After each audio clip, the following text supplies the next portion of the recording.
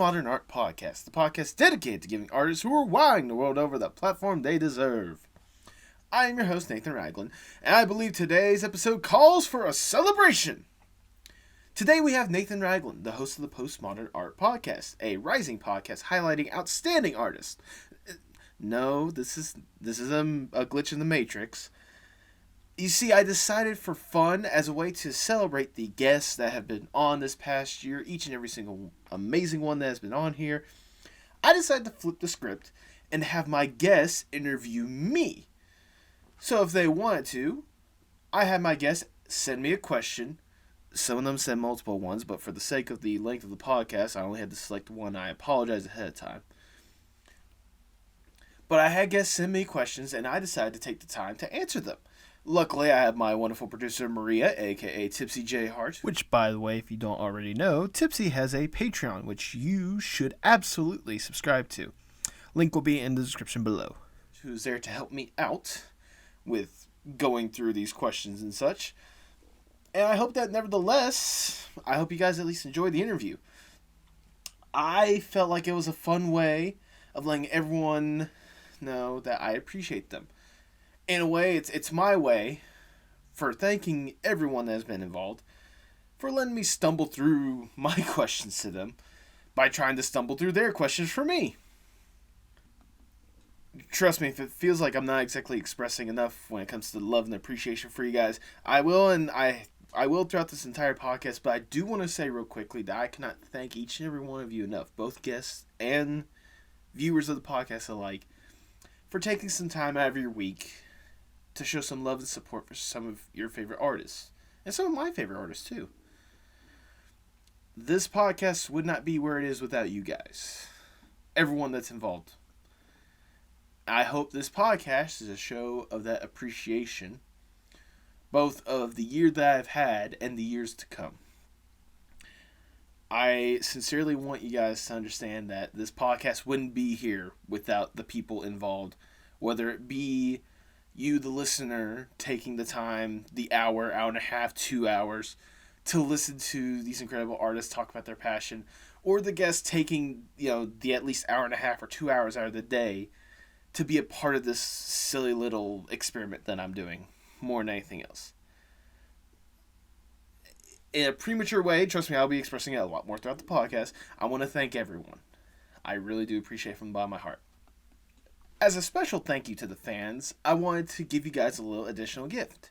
If you go to the merch shop at pmap.creator-spring.com, you'll be able to check out a wide variety of items that you'll be able to rep the podcast, and at checkout, if you use the code PMAP1, that's the number 1, you'll get 25% off of your order.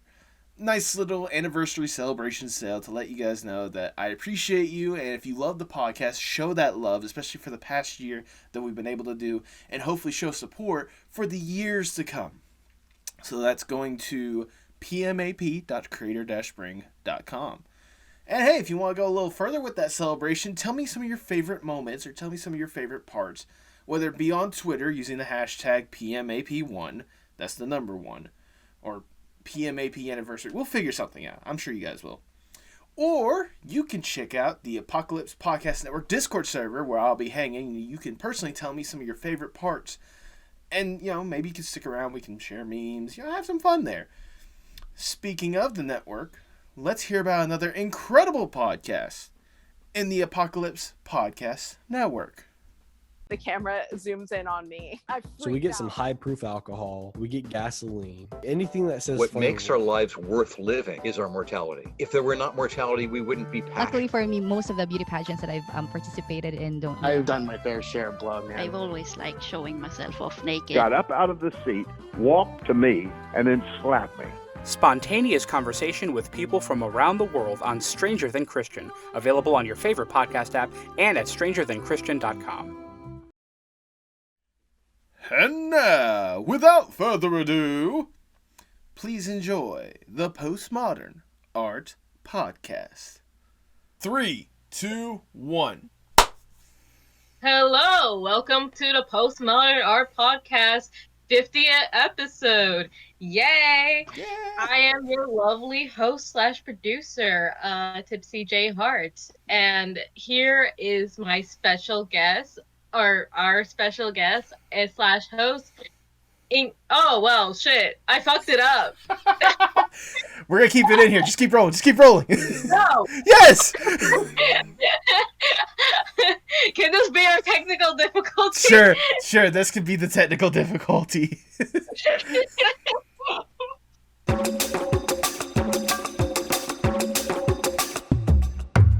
Do you want to, like, write something down? Because that's what I usually do whenever I have mention. Okay.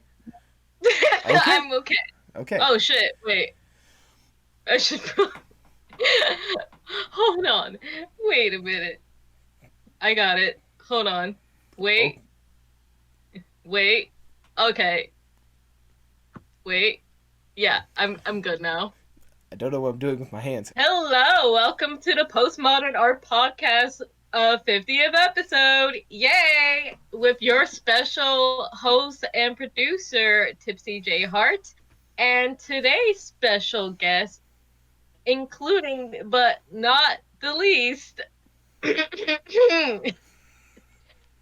he is the host of the Postmodern Art Podcast Show, an award-winning director. He's Dr. F in the Merlin games, and he is known as the Chameleon. And he is also a really dear friend of mine and just the absolute best, but also the absolute worst. Man, go check yourself. This is Nathan Ragland. Give it up for him. Yay! Jesus, has the podcast reached this low to where I'm the only guest available? Okay, I see how it's good. I thought we would do something big for the 50th episode, and I thought we could vouch for, I don't know, Tyler the Creator or, something like that. But, I guess I think I'll do fine. Thank you for giving me the opportunity, Tipsy. Well, you just came at me and you just said, hey, let's do the 50th episode. And I'm like, sure, why not? I have a lot going on in my mind. Well, I appreciate that. Oh, God. So how does it feel to be doing the 50th episode and such? So many different emotions, regret, depression. No, I'm joking. No, it feels great because more than anything else, I've heard several statistics out there that talk about podcasts only being like X amount of episodes, like 7, 10, like most of them don't get past that. So the fact that we're at 50 tells me I'm doing something right, Yeah, honestly, well, I've never listened to a podcast show before up until well, yours is technically my first podcast show I ever listened to. And, I enjoed it, and I also I was kind of helping out as subtly, as subtle as possible, being like, hey, you should invite this. And then you brought me along as your producer. That might be either your biggest mistake or your best decision. Either way, I'm a part of it. I just want to say you should actually be thanking my podcast network head, Joanna Van Thine. Whenever I first was a part of the podcast network, she whenever I brought you into that Discord server, the Apocalypse Podcast Network Discord server, which you all should be a part of. Whenever I brought you in, she was asking, so who is this Tipsy person? Is she a producer? I'm like, she's someone that has helped me out greatly and someone that is a very big family. She's like, well, you should bring her on as a producer. I'm like, I don't know why I didn't think of that before. Yeah, you're right. So thank you, Joanna, for the suggestion, but thank you, Tipsy, for dealing with my BS 90% of the time. It's all good. There you go. I say this with sincerity. But now that that's out of the way, I gotta ask you the most important question coming from the lovely producer, Tipsy J Hart. Okay. And so the most important question is, how are you doing? I'm doing all right, all things considered. I started a new job this past week, which is why there's a scheduling rechange, if people noticed from last week's episode. The Kevin Timmer episode. But, nevertheless, I started a new job, getting that readjusted. But like I said before, I'm excited to get this episode out there, and I'm excited for the future of the podcast. And my second most important question to you is, do you believe in propane and propane accessories? That's you have to think about it. No, it's one of those. It's not that I have to think about whether I do. It's whether I need to think about how I need to express it, because I don't know about you, but propane and propane accessories are some of the most essential parts of our society. Our society would literally crash and burn without it, or with it, but more or less without it. I don't even know what propane is, so it's okay. It's like I believe it's like a base of like natural gas and all that kind of stuff. I just think it's just like I was thinking it's like one of those like tanks where it's like it's like a tank of helium, but instead of helium it's just gas. You know what? This isn't a science podcast. This is an art podcast. Cool, but yeah. Let's. Do you want to just start off the questions and stuff? Yeah. For those who have no idea, didn't listen to the intro that I already gave to this, I decided instead of bringing on a guest for this podcast, I had all the guests from the past season, if they wanted to, ask me a question. So Maria, you got the questions. What do they want to know? All right, so we have a bunch of questions from our previous guests, our lovely previous guests. And so the first question is from Antonio Fair. I'm so sorry. If you could only take one type of art to a deserted island, what would you take and why? I don't mean one piece of art, specific album, specific book, and specific movie. I mean one type of art, music, video games, film, literature. See, this is actually like a really, really good question. Like, I did not expect this kind of question when I asked people, what kind of questions do you have? I think I know the answer, but Maria, I'm going to flip on you for a second. Do you have an answer? Yeah, just for this one. Or maybe, well... I'm not the guest. Okay. Okay. You can't just come at me like that. Okay, fine. If I answer it first, will you be more than happy to answer it as well? Yes. Okay, because I thought about this for a good bit whenever I got this question, and my honest answer is music more than anything else.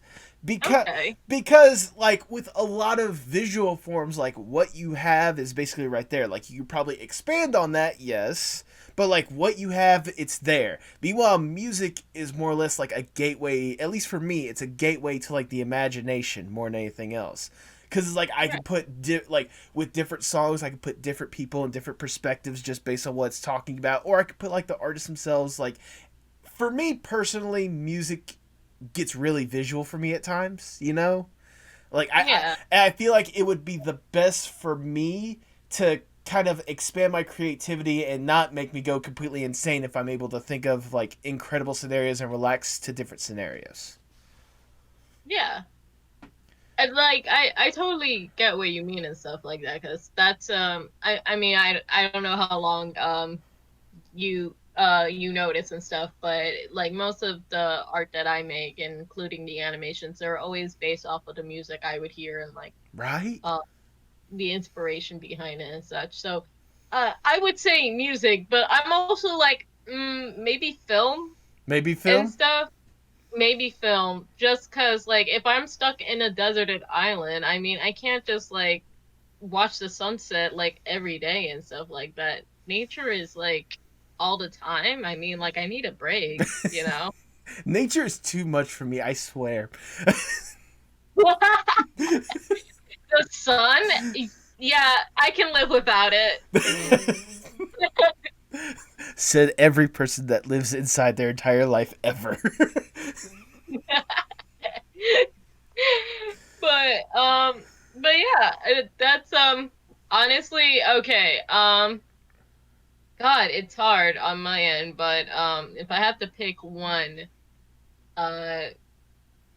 yeah, you know what, fuck it. If somebody could just toss like a huge ass television at the deserted island and I'm just watching films, then I'll be fine, I don't need food, shelter, and water. I just need my good, like, PBS. Let's take a time about PBS of all the things. Like, you could have picked Netflix, Amazon, Hulu Plus. Like, come on. No, I mean, like, you know, PBS. It's just a great learning channel. It And is. I need to learn a lot, you know. Tonight on PBS, how to build a raft. Tonight on PBS, some chick with a big ass television has yet to contact for help. It's like freaking they come to you to interview. Would you like to please leave after this program? It's getting really interesting. Yeah. Yeah. Just wait a second. I'm seeing like what the fuck is like a mud skipper. Mud skipper. There you go. You know, I had, what was it? There was a film festival that I went to. I don't know why mud skipper made me think this. There was a film festival that my school actually hosted, and one of the films that we had eventually premiered on PBS called, what was it? Like, Rats of Unusual Size, I think is what it was called, or something along the lines of that. Let's talk about these, like, basically just, or rodents of unusual size, I think it was. Oh, but it's like these big ass rats that are basically eating up New Orleans, like basically infrastructure, like with the swamps and shit. Like they literally deteriorate the ground and all stuff like that. It's a good documentary if I just remembered the name of it. you know, I just YouTube that shit. Well, there you go. There you go. But moving right along. So we have a second question from Charles Brew Baker, and he is asking, favorite animal?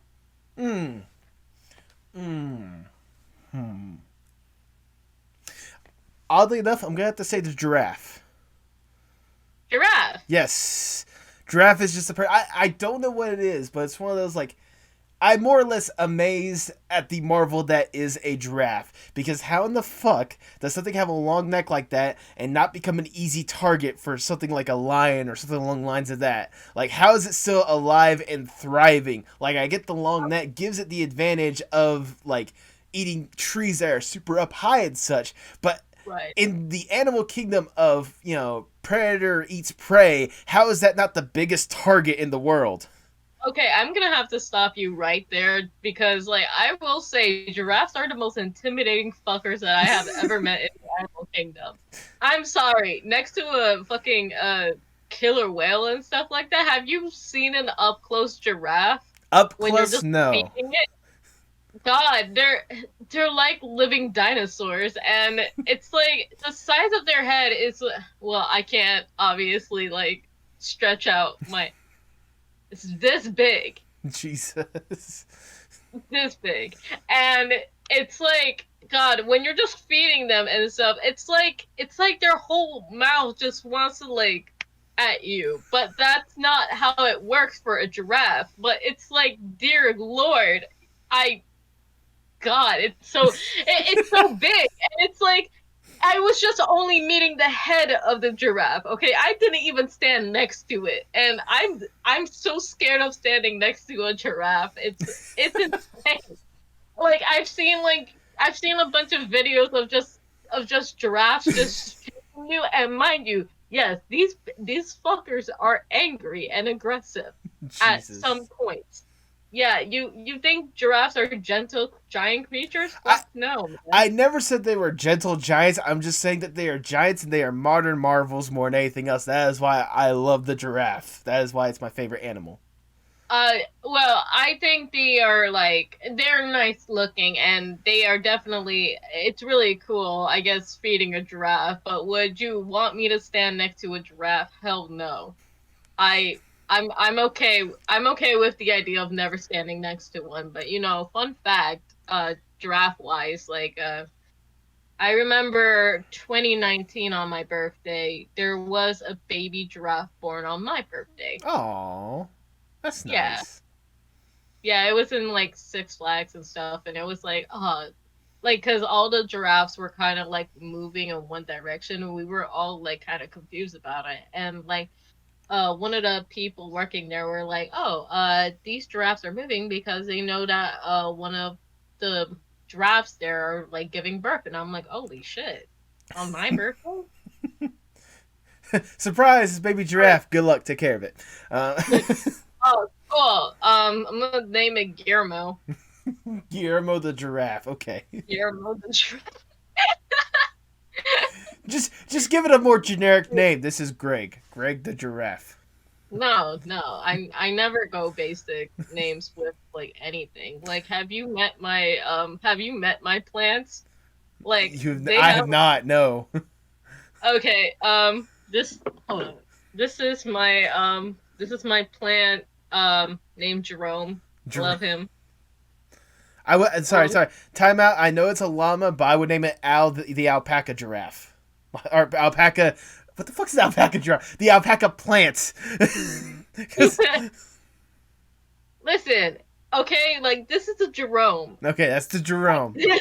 This is a Jerome, and no matter what anybody says, including my friends, this is a real plant. That's the end of it. But anyway. But that's nice that you think that, well, not that you think that a giraffe is your favorite animal. It's very nice. What about yours? My favorite? Yeah. Yeah. Geez, I have 3. Like, I love fennec foxes. I think they're cute. They're little spazzes like me, and they're just absolutely adorable with their big ears. Sorry. I love hyenas and stuff. I think they're cool. Okay. Cool creatures. I said 3. I lied. It's actually 4. And for anybody that knows me very well, I love goats. There you go. Yeah, if that isn't obvious, I don't know what is. Just your little Nemo hanging out right there. Well, there he is, my son. And and then like my last favorite is definitely a flamingo. There you go. I'm surprised there wasn't a surprise 5th of the unicorn. You know, perhaps, but I'm more connected with a goat can be a unicorn, so why not? There you go. They are technically a 2-horned unicorn, so there you go. All right, so moving right along. So we actually have an interesting one from Wiley Koyote. Oh, okay. Okay, so can you sing? If so, will you sing for us?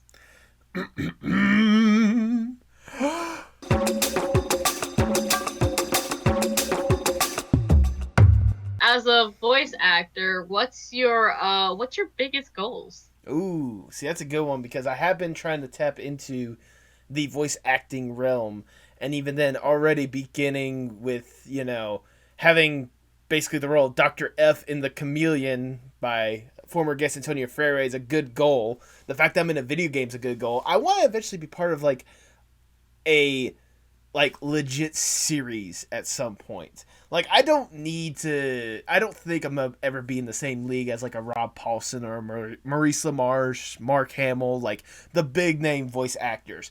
If I could make a good living off of voice acting and be in some legit roles, whether it be anime, voiceover, voice acting for animation, whether it be Disney, Cartoon Network, Nickelodeon, if I could get to there at some point, that's my ultimate goal. That is what I'm happy with.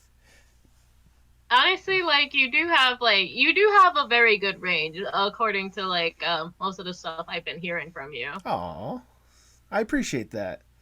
Yeah, and I'm not just saying that because I'm your friend and / producer, but I mean, you can be blunt with me. You don't have to hide it, but I am blunt with you. I don't get paid to be blunt. You're getting paid? Am I?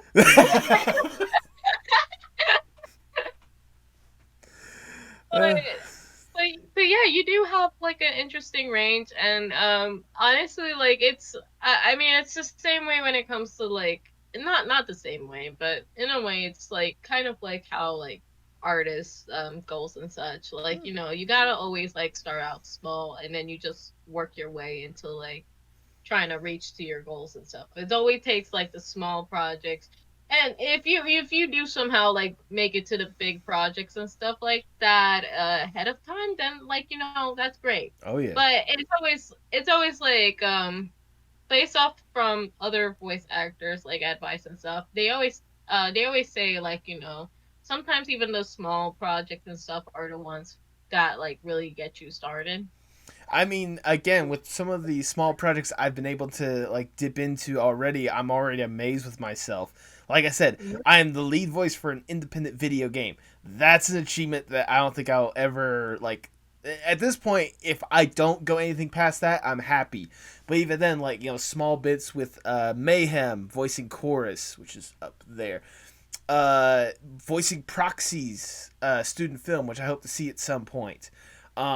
Voicing in a audio podcast with the Waystation. I mean, the fact that I've had like little small bits like that, like that's a good start, at least in my opinion, and I'm hoping it doesn't slow down at some point. I don't think so either. I mean, like, you've been going and such, and it sounds like, I mean, like, also knowing too, like, it just sounds like you're on the right path and stuff, and I hope that more opportunities do come to you, and maybe even a really big one.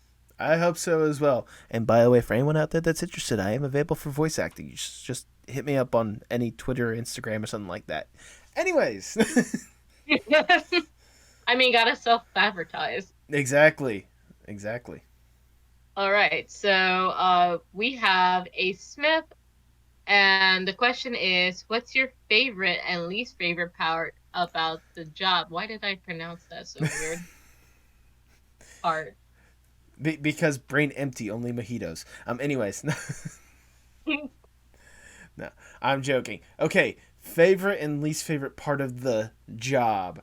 I'll go ahead and start with the least favorite. Looking at the analytics after the fact, because that's the part that like kills me every single time. Like it shouldn't get to me as much as it should, because I know that this isn't going to be a big venture yet or whatnot.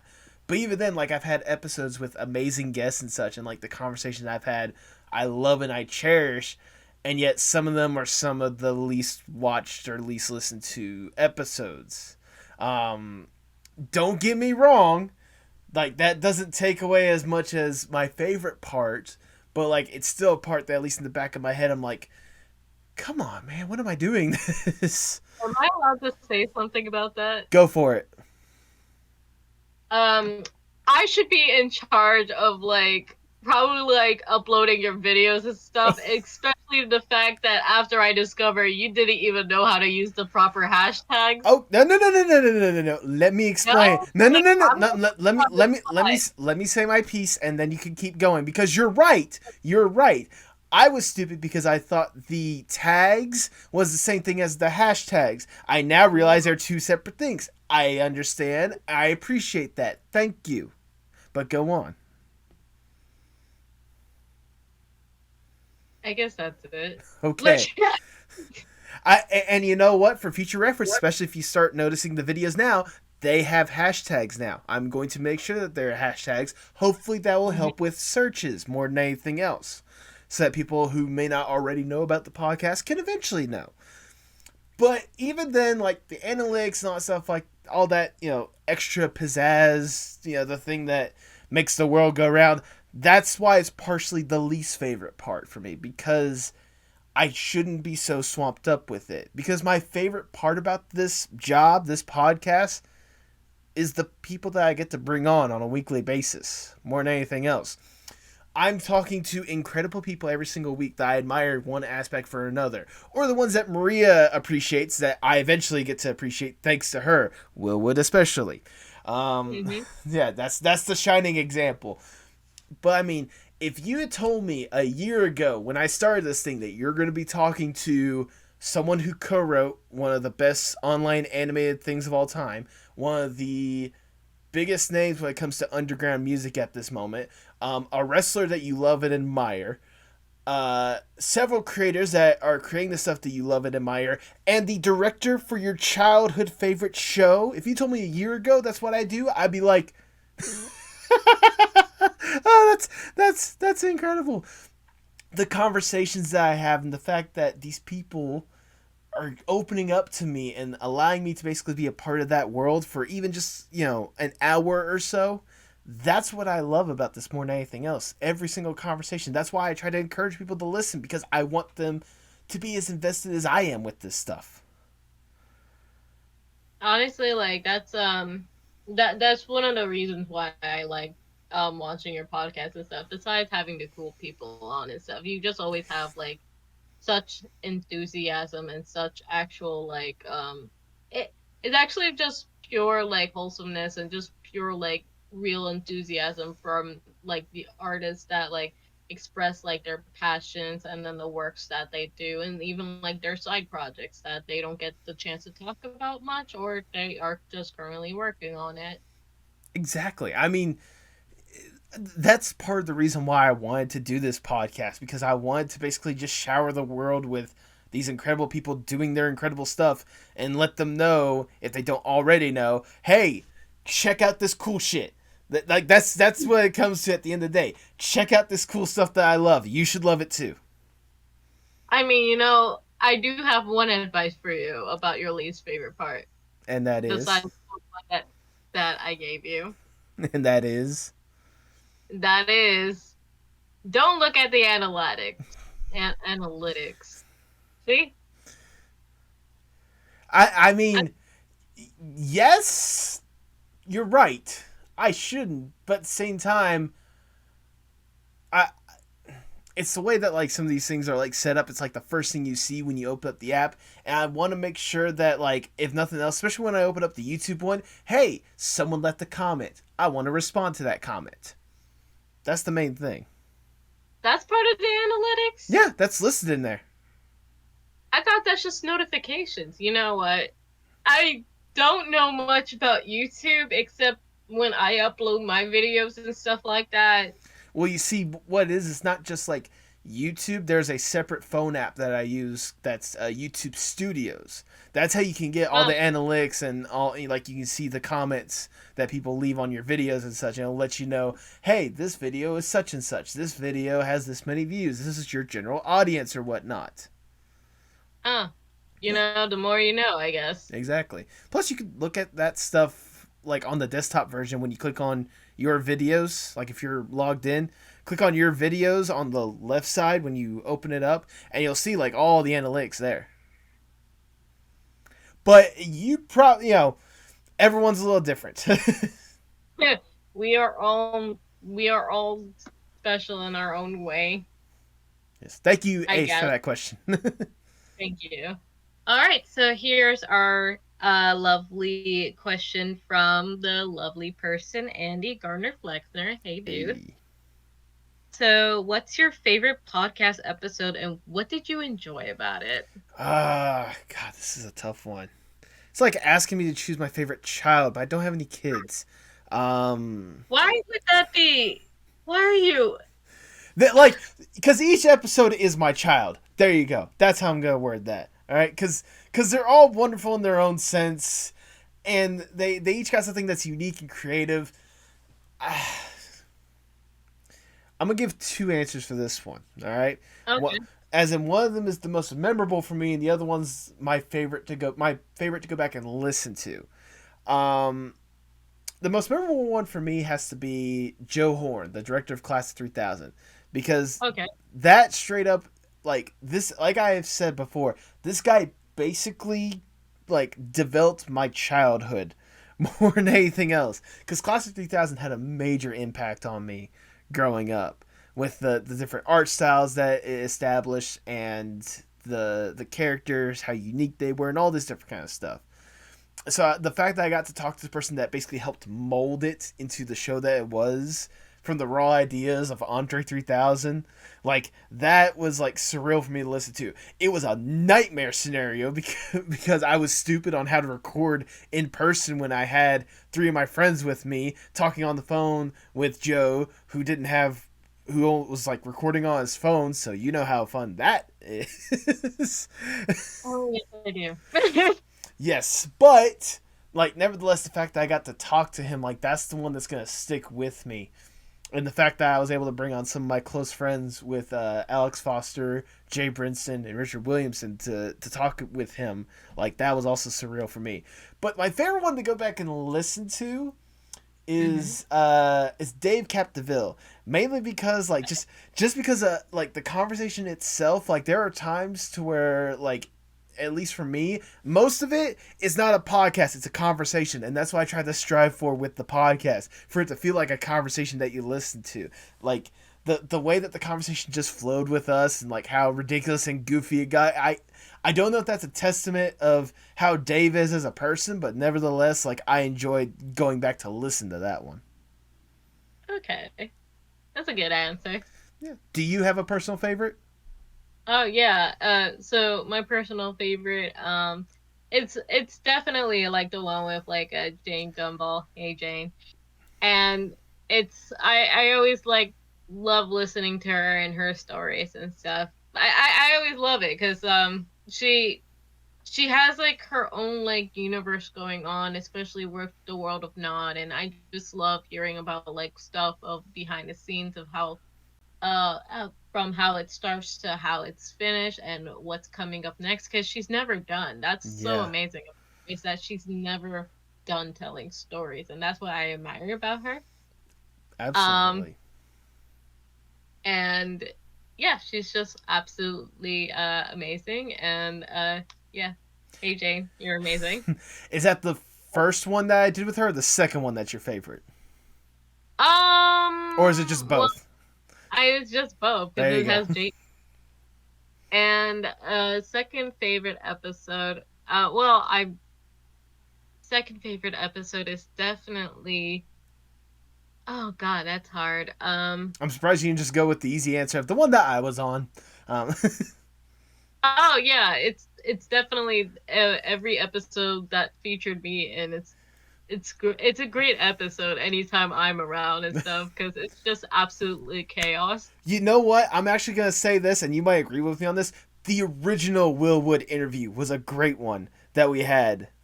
Not like the one that I was stupid and the earphone got disconnected halfway through and we lost half of it. Not saying that the second time wasn't that bad, like, because it was still a great interview nevertheless. But that first run through that we had, like the way that flowed and shit, I wish everyone could hear that one. I still want to get you. I know. If I ever see your face, I'm just like, oh, Nathan, oh my god, hi, dude. And then I'm just like, Nathan. It's like, why are you choking me in the neck? Why are you hugging my neck? You know what you did. I'm never gonna tell you. I'll know. That's the thing. You'll know.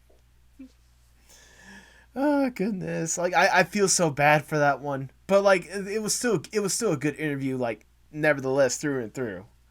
Yeah, I'm just like I was just so glad like Will was willing to like join in the podcast and stuff, because that not that like, you know, he wouldn't say no and stuff, but it's just like he's so busy and stuff like that, and the fact that he took his time just to even like be a part of the podcast not once but twice, because of the incident that happened. That's just like, he's such a sweetheart.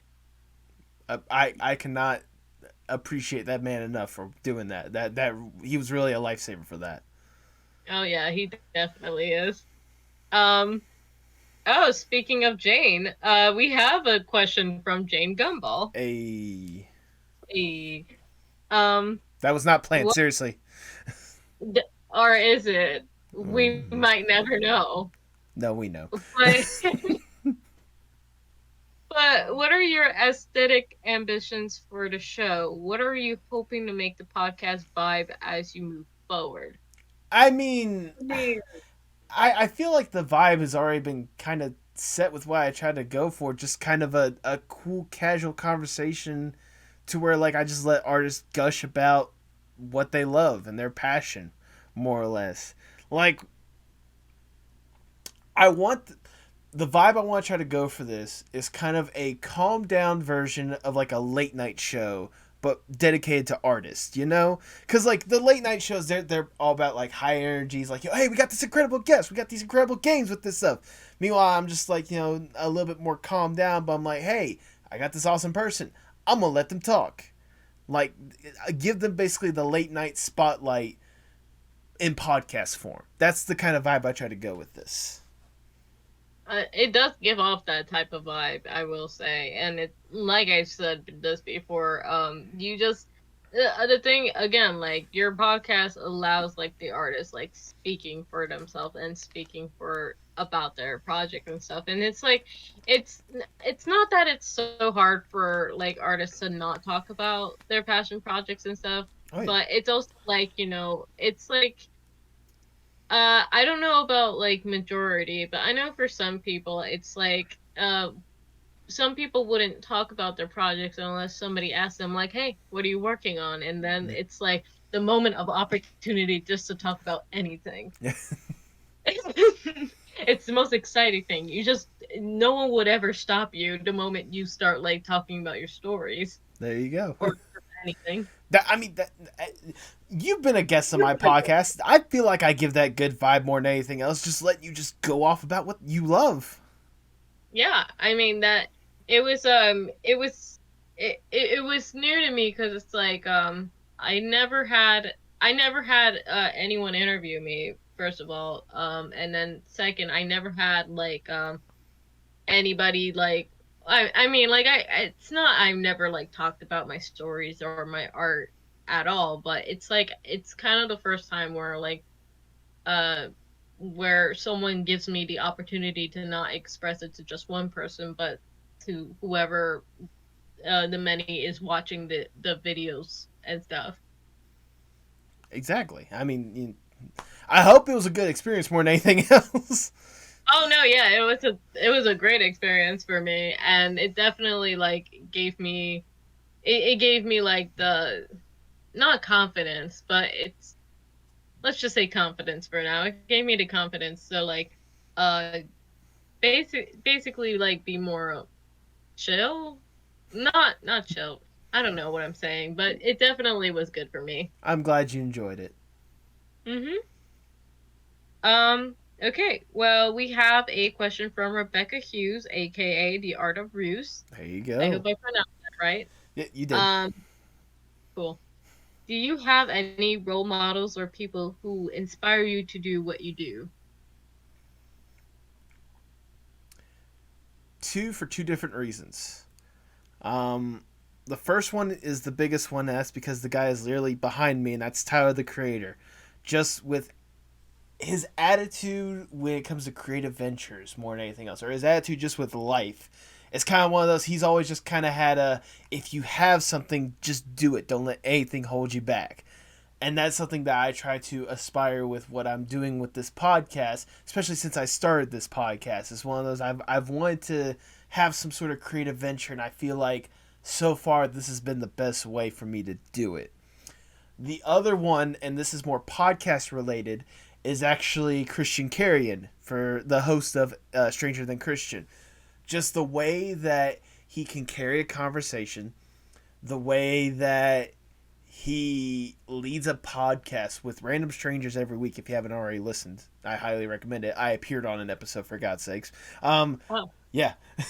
gave you a major shout out on that episode. Thank you very much. Anyways, but the way that he carries a conversation and the way that he can find a way to find something engaging out of literal strangers that they only get like a couple of tidbits about themselves to him, and the fact that he can make that go for at least an hour long is something that I try to do with this podcast, although it's a lot more narrow because I'm going for just artists instead of random strangers. The fact that he can be able to do that on a weekly basis and it be engaging every single time I listen to it is something that I try to aspire for with this podcast every single week. So. That's a great answer. I appreciate that. Do you have any role models? I know you do. Of course I do. I mean, I mentioned them in my episode, but in case for those who have not listened to my episode of who my role models are, which will be linked in the description, so you better go watch it. Thank you. It is definitely like my friend Keep a Dog Lover 45. That's right. Yeah, she's absolutely great and stuff like that. She was I've said this so many times, and she knows this story about 1 billion times, but I always say that she was literally the reason why I'm making art and animation as like my career, and like I've been like more focused on that with my life and stuff, and it makes me happy and stuff because again, I was a business major, wasn't happy and stuff, and then like I encountered like Kiba's videos, and I just like I just like sense so much passion, especially like even when it's just memes and stuff, you can tell that there's like a story going on, and when you look into the story, you're just like, wow, I love this, and you want to, and it just makes you want to do something like that in the future, and that's what happened to me. It was just like I want to do like what Kiba is doing, like just making stories and just making awesome animations and stuff like that. And the thing is, like, what I like about her is that she does things with practice and stuff, and she experiments. It's like she's never subtle with one thing. It's like for her, it's like um it's like everything that she makes is like always like a learning experience for her, and she never stops, you know. There you go. I mean, that's a good inspiration more than anything else, which you've Yeah, already established before. I mean, I gotta like repeat it and stuff. Shout out Kiba. But shout out to Kiba. But yeah, and it's not even just her. It's like my many other friends as well that are technically my also role models as well. Like I'll give shout outs to like Milk Fake, Sister Starly, and Acidic Nitrum, Lady Snowflake. God, I'm so sorry. And there's many others and stuff, and I wish if the episode was longer, or if I'm given the permission to, I would list every like friend and stuff like that I know of, but it's definitely like the friends I have and stuff that are like my role models and stuff, because they make me into better people. I'll tell you. Person. I'll tell you what. I'll give you a future episode or something, and then you can just shower with all the love and praise you want for all your friends. Pinky promise. Oh, cool. Pinky promise. There you go. But yeah, it's like yeah, like I wouldn't be here right now if it wasn't for like how lovely my friends are, including you, and the many others. Just because like I like for me it's like it's like I've gone through like very like rocky and rough situations and stuff, and sometimes I'm like weird with like how I deal with like emotions, and by weird I mean like just I get like sad, and it's hard to get me out of that state and stuff. But then just like how lovely and patient my friends are, it just makes me so grateful that I have them. And then just like anytime like I need help, whether it's like art wise or just like real life wise, I have like my friends there to like point me in the right direction, or just show me the way. And I just yeah, I love them for that. Sorry, I'm making it super gushing. But yeah, those are my role models. What's a good podcast without a little emotion? Am I right? Anyway. But yeah, anywho, yeah, I love my friends. That's just the summary of it. But so let's keep on trucking to Amanda Hurt's question. What's one thing that you love about yourself? Oh damn. It's Well, deep. Guess we're gonna keep up the emotion train. No. No, for me personally,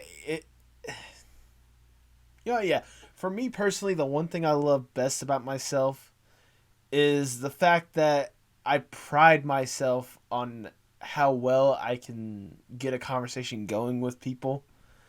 At least for me personally, it's one of those, I know for some people they really struggle with like, I guess anxiety and all this different kind of stuff, and I understand that, and it's something that, if that's something that you deal with, don't feel like you have to try to push yourself to be different. But for me, like, I appreciate the fact that with just about any situation, like, especially if it's with this podcast is a testament to that more than anything else. Like, don't get me wrong, there are some times where I'm very timid and very anxious to try to ask someone to be on my show.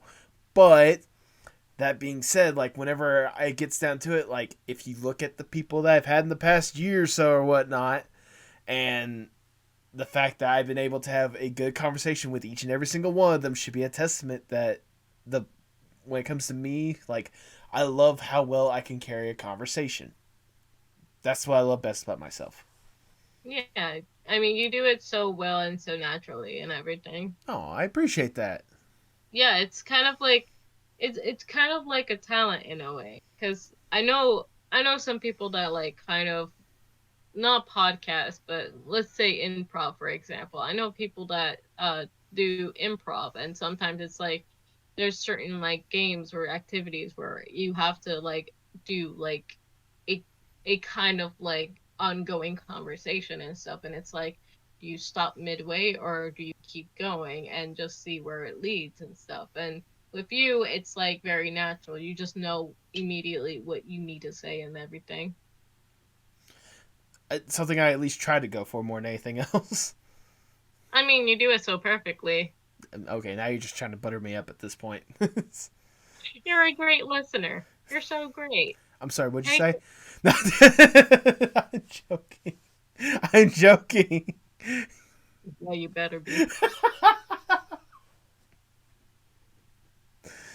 No, I really do appreciate you saying that. Again, it's just something that more than anything else, like, that's the thing I love best about myself. I just hope that the feeling is mutual whenever I shower any of my guests with love, because I don't know how much of it is them like really appreciating what I'm telling them, or part of them just being like, okay, I'm just glad to be here more than anything else.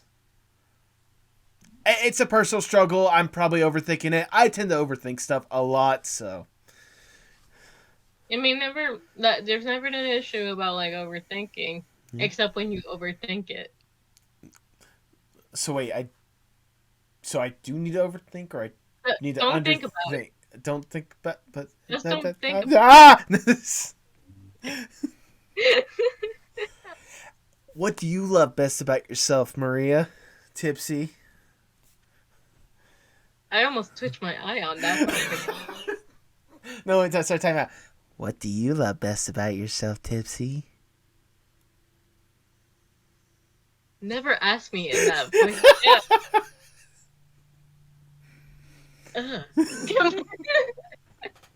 No, seriously, what do you love best about yourself? That is, I guess it's like, for me, I'm just, wow, that's a real struggle for me to say that. Well, one, I'm pretty. Yeah. Yeah. But is it one, or is it like, oh, it has to be one thing, right? I'm just like, let me see. Like actually, when you think of everything about yourself, what is the number one thing that you can always take pride in, especially? Like, be like, this is basically who I am. If you don't like this, you're not gonna like me. I guess it's like, for me, I just like, I'm very like, sorry, that's such a struggle for me. Can I answer with the number one thing I like about you? Okay, you answer and then I'll give my answer. Your positivity when you have it. Like, when it's there, more than anything else. Because your positivity is fucking infectious. It really is. I have that? Yes, you do. Like, don't deny it. Like, especially whenever you're enthusiastic and you're, like, on the ball and, like, you really want to, like, express some, like, love and stuff. Like, it gets me on board right off the bat because it is infectious. Oh, yeah. I never thought of that. Like, I don't know. That's just, like, a part of who I am. It's just, like, it's like, if you show me something exciting, or like somebody that I really like is talking to me and stuff, or I just like meeting new people and stuff like that. I get happy and stuff like that. Why not? World needs to be a little bit more positive if you ask me. But besides that, I mean, yeah, I do like that about myself. But I guess in my perspective, I guess the fact that I keep going. There you go. I I know there's a actual vocabulary word for that, but I'm not a dictionary. But but what I love about myself is like um there's a lot of like turbulences. Another dictionary word I don't understand. But there's a lot of like Sorry. Time out. Another dictionary word. You mean a word? Is it? Yeah. But yeah, it's like there's a lot of times where stuff don't go my way, or there's just like rough situations that just come by and stuff, and like yeah, like I get sad, or yeah, I feel like the universe is like giving me the biggest middle finger. But it's like for me, I never stop myself, because it's like, why should I, like I'm not gonna like sit around and mope like forever and stuff like that. And like, if I'm still going and stuff like that, then I need to keep going with whatever I'm doing, whether it's just making my stories, or whether it's just like me doing like side hobbies, like just either singing, or just like reading a book, or just watching my favorite horror movie with Gary Busey as the Ginger Dead Man. Don't ask questions. But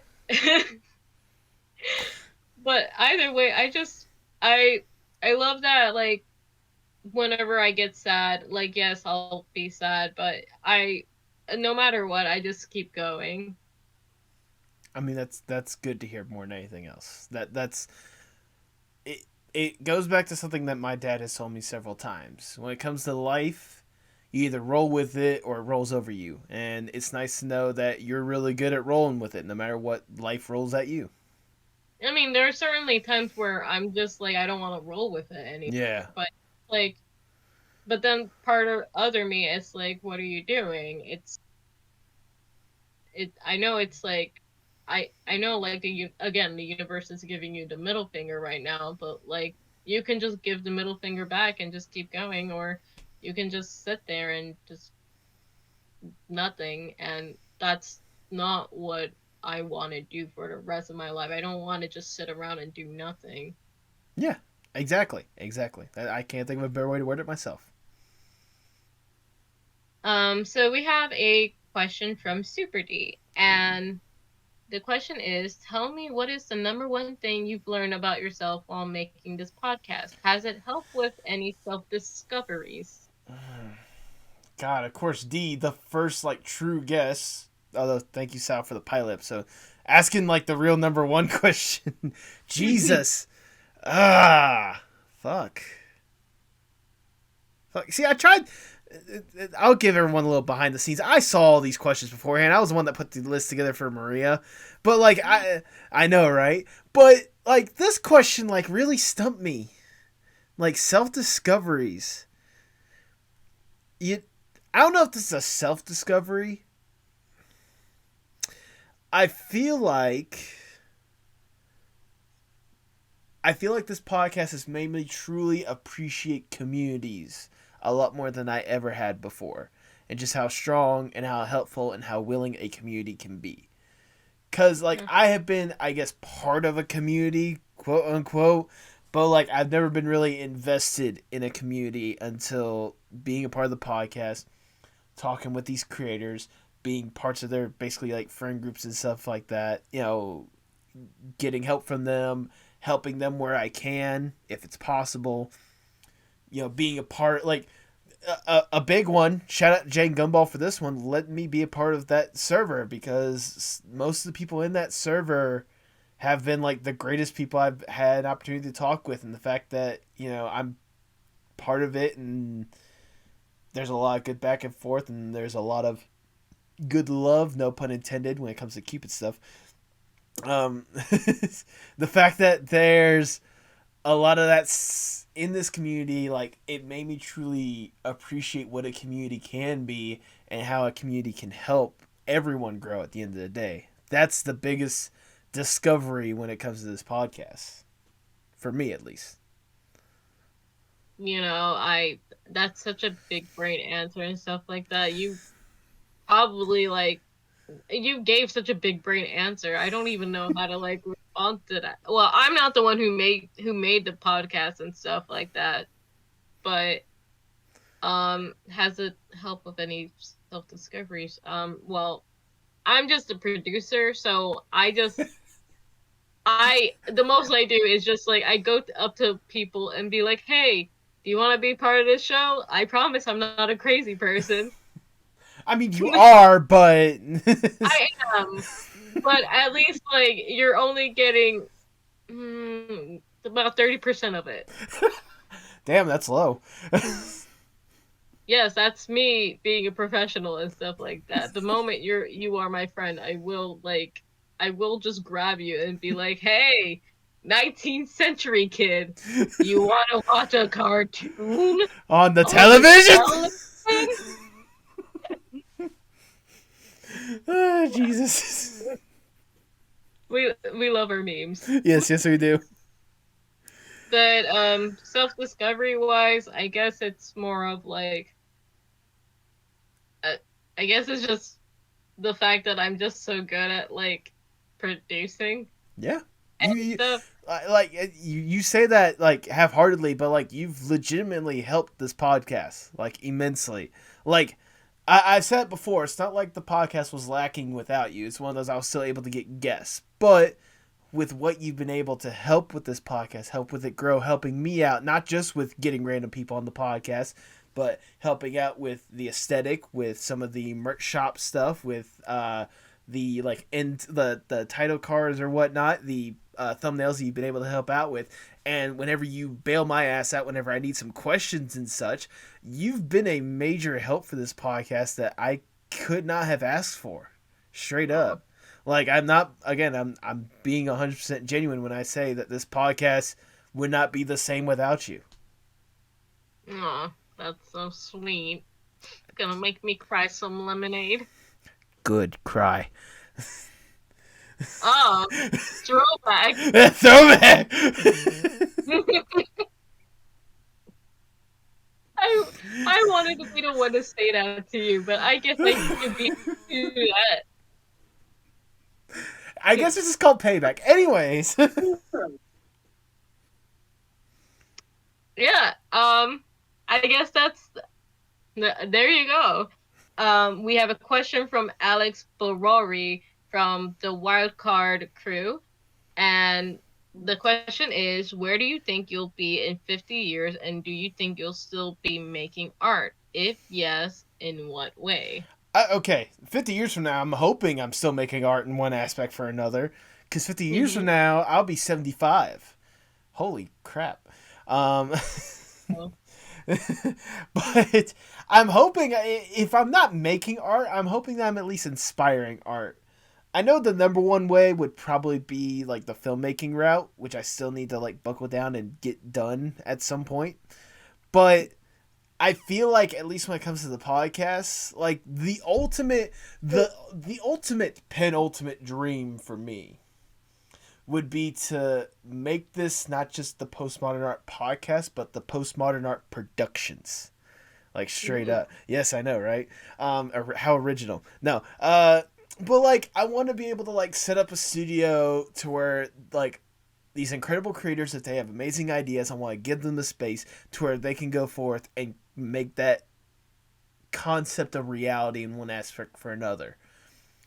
Like, that is, like, a good penultimate goal, to help them, like, help them with what they need and get to the point to where, like, we're creating some of the biggest stuff out there, whether it be music, whether it be animation, whether it be, you know, just art in general. I want to be able to help foster that. That, if I am still making art at the age of 75, that is the biggest way. that, and hopefully still like talking to incredible artists who aren't creeped out by a 75-year-old guy. That's all I'm saying. If I'm even alive at the age 75, Jesus Christ. You just come up in like one of those like hospital beds and be like, you want to make a cartoon on the television? No, just be like, hey, sweetie, you want to talk on my podcast? Oh God, I'm sorry, that was so creepy. That was the old man Nathan trying to, I was like, you want a piece of candy? God, I apologize. That should not have been uttered. I might edit that out. I probably won't. Please do. Please do. Okay. I guess, well, I again, back to the episode of mine, where I talk about where I'd be in 50 years and stuff like that. I am hoping, that, I mean, same as you, I hope to, like, someday make a studio and stuff like that, where, my friends can make, like, awesome, like, ideas for, like, their cartoon shows, and then also including mine, where I make the evil little thing as an actual like animated series, and maybe like Cupid Stupid as either like a musical movie or a musical animated series. Who knows? But I want that to be an actual thing, but more for like the East Coast location, because I think we need more studios in the East Coast. Yes, absolutely. I'm telling you, move down to technically Atlanta, Georgia. That's still part of the East Coast. Come down to Atlanta. We'll make a studio. We'll get shit rolling. Yeah, but don't you think it would be also nice if we have one in Jersey? Why not both? Oh. Yeah, why not both, actually? Yeah. In 50 years, I'll have 2 studios. I'm one-upping you. Well, one of them's going to be named after you, okay? Let's be honest. I can't have one named after me. That's just so cliche-ish, okay? Try me. I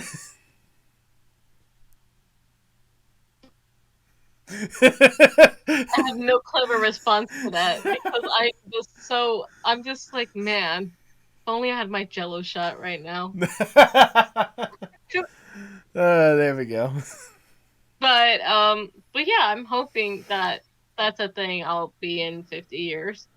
And if I'm still making art and doing like more stories. Yeah. But yeah. There you go. So we have this last question from Magpie. Hi. So here's my questions for your interview. So with all the questions and answers that you got from all your guests, etc., across all the episodes, was there anything that someone told you that made you change, like the way you viewed life, or the way you were continuing your project, or like has anything had like an impact, I guess, on like the way you function and stuff? So yeah, that's it. Bye. Has any interview impacted you or changed your perspective in life? Oh, goodness. See, the issue with that is I can't just answer that with one, because just about every single episode has done that. Like, straight up. Like, thinking back with, like the first episode, uprDee, talking about how he grew up in basically, the worst place a black person could grow up in. Like, the fact that he was able to get past that and survive and thrive and do incredible stuff. Left at London, hearing her story and like the stuff that she had to go through when it comes to making her stuff. Even Magpie in this question, like the fact that she went out of her way to make art for someone just to get them back into art, like that's something that inspires me. The people that I've had on that have like these incredible concepts, and like hearing these stories, like every single story impacts me in a different way, because it helps me like realize someone's life a little bit differently. I mean, I could keep going. What was it? Archie Grandpa. like hearing how much of a responsibility it is on them to have this like big community that they have. My Emerald Tears, good lord, that person is that one hit like a freight train. Like hearing their story and like the stuff that they struggle with, like both in their circumstances and also with what's going on in their body, like that is a testament more than anything else. Yeah. Out of respect to My Emerald Tears. Exactly. Even your story, Tipsy, the fact that you like gave up basically everything that could have had you at least on a like a good comfortable path to go with your passion more than anything else, that's fucking inspirational. I don't care what anyone fucking says.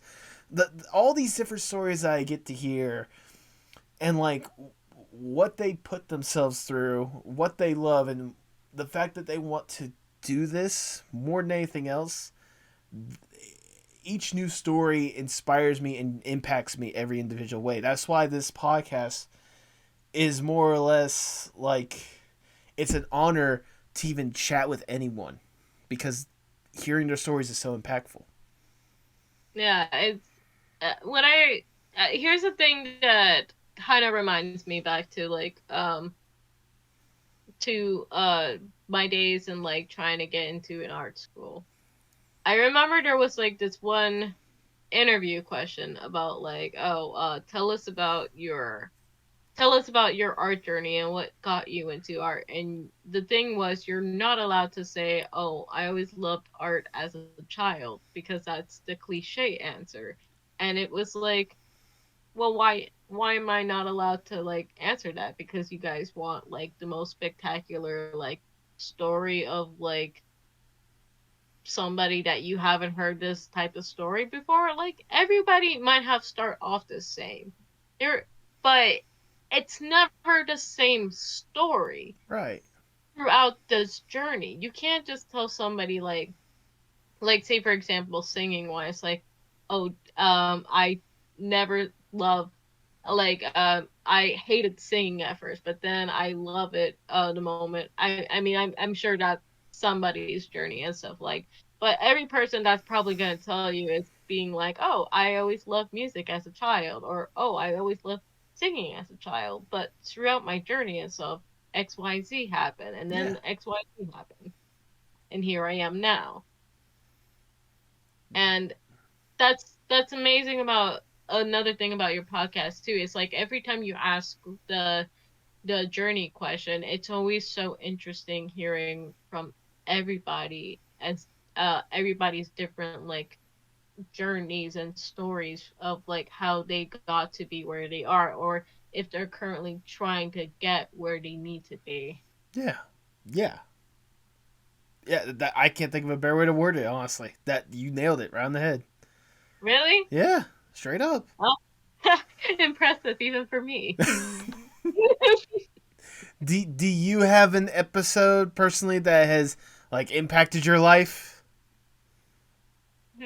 Well, I will say the episode that impacted me and my perspective in life is definitely like David, because really? because interesting enough, like he grew up in he grew up in Jersey, and I grew up in Jersey, and the thing was, it was like there was something he said that was so interesting, because he mentioned about like how character design as a job is like very hard and stuff like that, but he never gave that up because like, yes, some people will say that, you know, the most demanding jobs in animation industry wise is like storyboarders or like prop designers. Those are the most demanding. Don't quote me on that, but they can always go back to David De Pasquale's episode. They really want to know. Yeah, but he chose to stay as character design because it's what he loves to do, and he tackles on it very well, even if like because the chances of character design, it is the toughest field to get into. It is the toughest role in the animation industry to get into, because like it's very competitive, because everyone is talented when it comes to like making characters and stuff. Oh yeah. But it doesn't mean it won't happen for someone, and it doesn't mean like what you do isn't good and stuff. It's just not at that moment in that project, but it doesn't mean you should give up what you loved to do, and you shouldn't like let it go just because you don't have like that job, if that makes any sense. I mean, it makes sense to me. I know what you're getting at. Yeah. Well, good. But yeah, it kind of like made me really think. It's like because throughout my time, it's like I've been like trying to get into like roles and stuff in the animation industry, and I have had times where I have struggles and stuff like that, because it's like because I know what I love to do, but then I pushed it to the side because it's like a lot of people tell me like it's very hard to get into, and it's not like character design, for example, like especially for like especially for somebody that like me that likes to design like creatures and then monsters and stuff. It's not the most demanding job, but it is something that I love to do, and I still keep going with it because like it's something that I love, and maybe someday in the future someone will notice that and probably will hire me. But even if it doesn't happen, at least I'm doing something what I love to do. There you go. There you go. Now, I know we've been going through all these different questions and stuff. Tipsy, do you have any questions for me personally? Didn't I just ask you one in the beginning? Oh, yeah, you did. I didn't know if you had any other ones. But I guess, like, my questions for you is, like, if you didn't have this podcast, where would you be? Damn. Okay. We're going deep. Well, no, it's... Honestly, I would be... Without this podcast, I would just be a depressed mope more than anything else.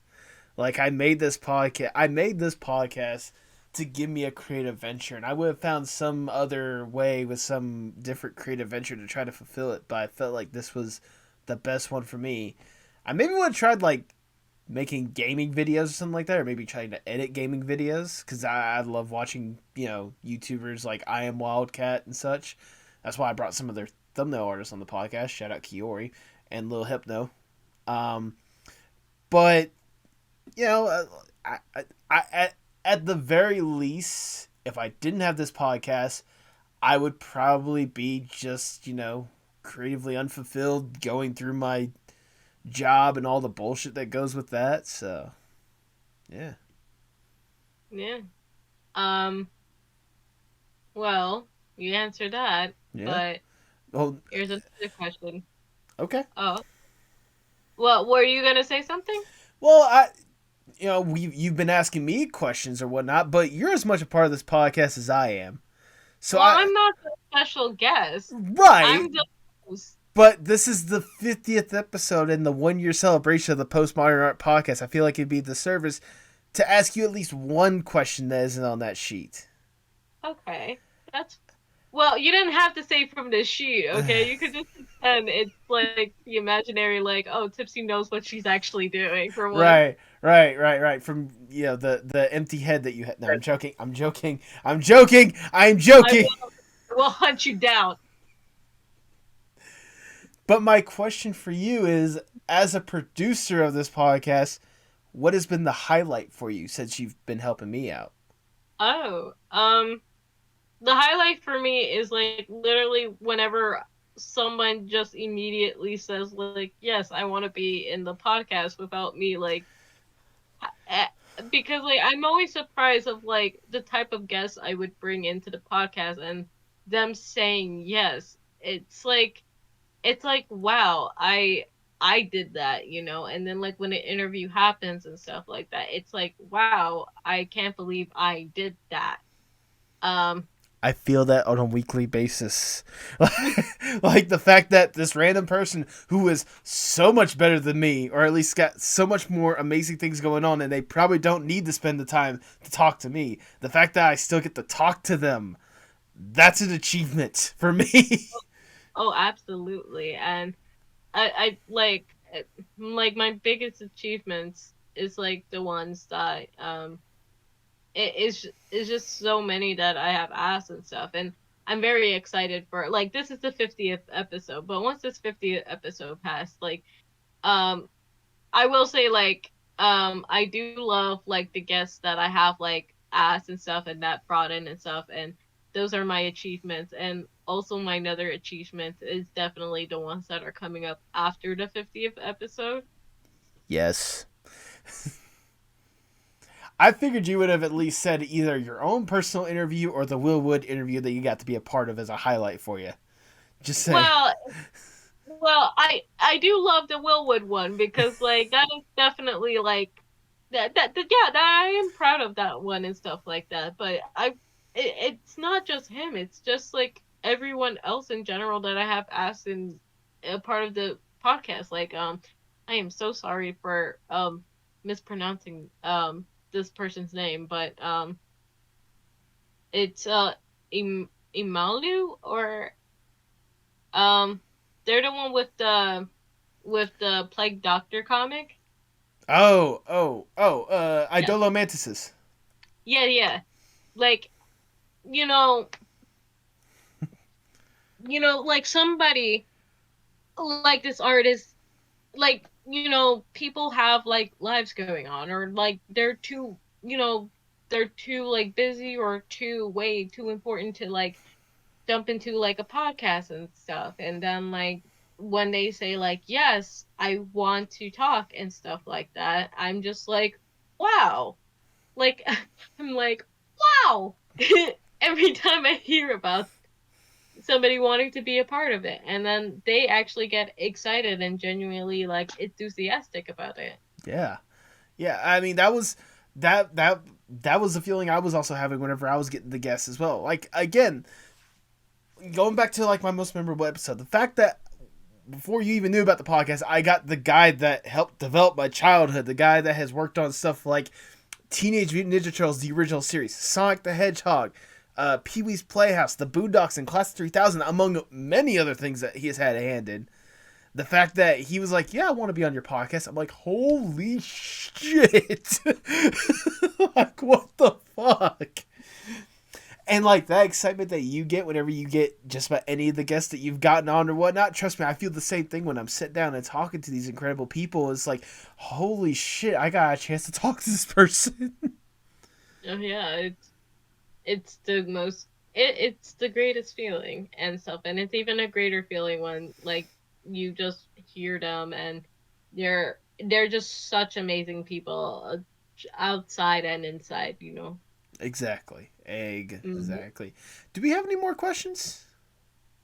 I don't think so. I'll tell you what. Double check, maybe. Well, you know what? Let me see.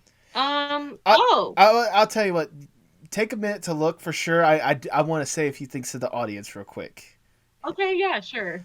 I want to say real quickly. Obviously, like I said before, for the people that have been sticking with this since the pilot episode with South, I want to personally say thank you so much for sticking through all this stuff, through this weird and random year of me just simply talking to artists, because it's really amazing to have you guys like support me more than anything else.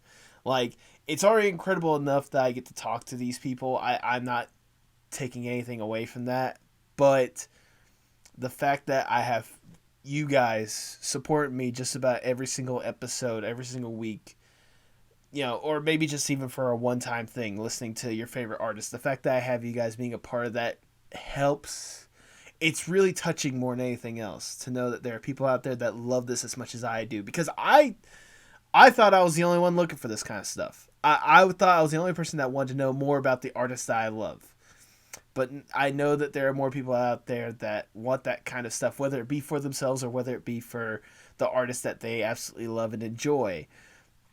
You know, like I said, this podcast was created as more or less a way for me to help out with this creative venture.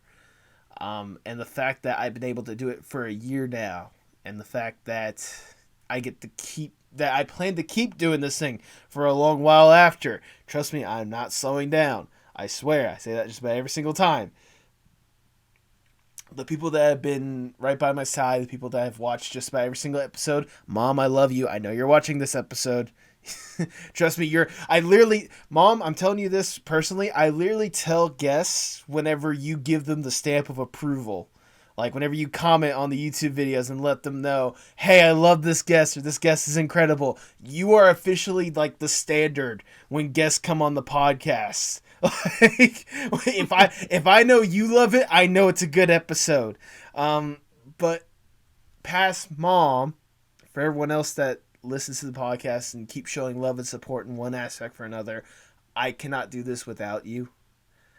And Tipsy, I also want to say I literally cannot do this without you, straight up. I've already showered you with a bunch of praise, but I'm going to shower you with a bunch more because it's my podcast. I do what I want. Okay. But like I said before, you know, the podcast was doing its thing before you came on board, but literally since you've been a part of this, it has been elevated to a whole different level than I had ever anticipated for it to be. With the look that you help bring to it, the diversity of guests that you help bring on and help this podcast grow in one aspect for another, I don't think this podcast would be as successful as it was, or this podcast wouldn't be as interesting as it was if you didn't have your hand in helping make this something absolutely above and beyond. Thank you for dealing with me and helping me make this something else, because I love this podcast. I love every little aspect of it. It's the thing that I take the most pride in out of everything else that I've done. And I've been to college. But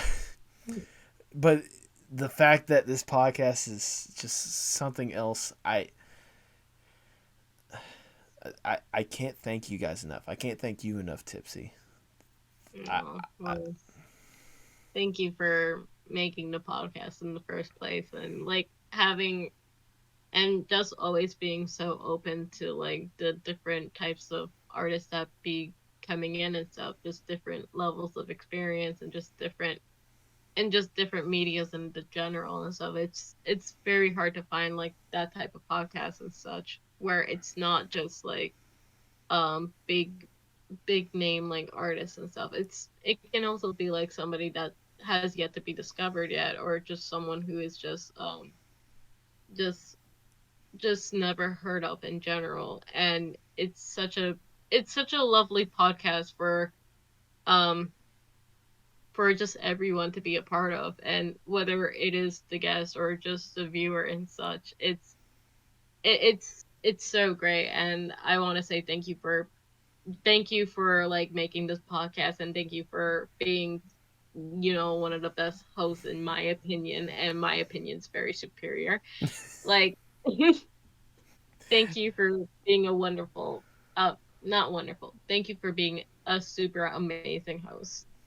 Well, and thank you for being a super amazing producer. And I forgot to put this part of the emotional part, but also thank you to all the guests that have been on for the first year alone. Jesus Christ. The conversations that I've had with you are ones that I cherish, and I talk about every opportunity that I get. uprDee, you agreed to be on the podcast, made me realize, like, helped solidify that I need to do this podcast, even when there wasn't a podcast in the first place. I remember I made a little list of people that I wanted to appear on the podcast, and you were one of the first people to reply. I cannot thank you enough for that. Left at London, Nat, I admire you like in so many different aspects, and the fact that you wanted to be on this podcast. Thank you so much. Sarah Fisher, or whatever you go by these days. Your insight was absolutely outstanding. There are so many people that I could be thanking for this. I'm sure if you like every single podcast episode that I've had in the past. If you've been on the podcast, I cannot thank you enough. Seriously, like you helped make this a reality, because as much as it could just be me yelling into an empty void, talking about how much I love stuff, that's 90% of the internet as is. But the fact that you wanted to help with this when you probably didn't need this in the first place, the fact that you wanted to be a part of this, I cannot thank you enough to each and every single guest. And of course that goes for you too, Tipsy. I cannot thank you enough. No. Gonna make me, I'm not gonna say it, but I wasn't going to say it. I already made the joke. You're good. Well, I was just like holding back my tears and stuff like that, just being like, it feels way too real that we made it to like the 50th episode. So, I know, right? And we're still going too. Still going. So here's to making it to 100 or even more. And wait till you see what we have planned for 100. Oh yeah, wait till you see what 100 is like. God. Anyways, you didn't by chance find any other questions, right? Oh, oops. Let me see. Speak of left at London, that they're actually like the last question. Oh, is it an audio one or something like that? Yeah, it's an audio one actually. Oh, okay, well let's play it. Hello, this is Left at London with just a casual question for your show. What do you think happens when we die? Now remember, if you answer this incorrectly, I will execute you live on the show. Yeah, that's a heavy hitting question and a very loaded threat. So, what happens when we die? Ugh, good lord. Wow. I guess I'm Jesus Christ. I know I said you guys can ask anything, but good lord. All right. Okay. When you die, what happens?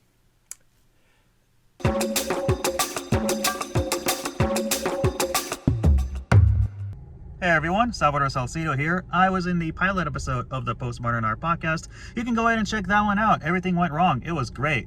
So, Nathan actually answered that question wrong from Left at London. So, Left at London killed him. Very sad, very tragic. You're forever in our hearts, Nathan. Anyway, he'll be back with a new episode next week. So, stick around until then. Hasta luego, mis amigos. Tell me what's wrong, tell me it's parts in motion. Sing me a song, tell me your eyes can all open. Show me it all, pick me up in the car you drove when you used to call. Show me it all. Thanks for listening to the Apocalypse Podcast Network. For more great podcasts, go to apocalypsepodcastnetwork.com. And remember, every time you support one of our sponsors, you're supporting the podcast you just heard.